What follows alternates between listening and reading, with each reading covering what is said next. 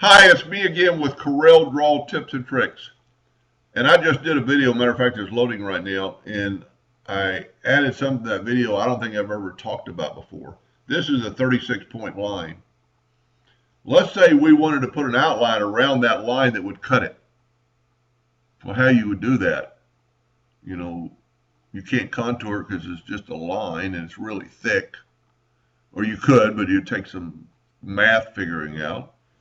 So let's Control D and make a duplicate of that guy and move it over here twice. I'm going to go to Arrange. I'm going to convert it to an object. You still see nothing happen in the weld area. Go to Arrange and break the curve apart. It fills it in. Look at here, our weld tool opened up.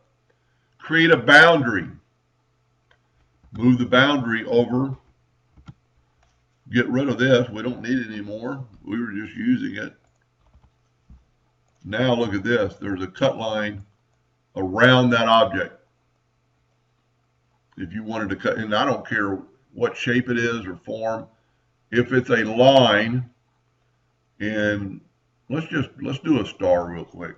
If it's a star and we make it really thick and we make it in black, and let's make it a little bit bigger so it won't look funny. It's got square corners because it's so sharp, so thick. Now we're 9, so let's make our nudge factor 10. Let's Control D and make a duplicate of it and move it over. Convert it to an object. Break curve apart. It fills it in. Give it an outline.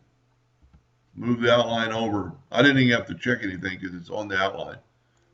There is a red hairline around that object.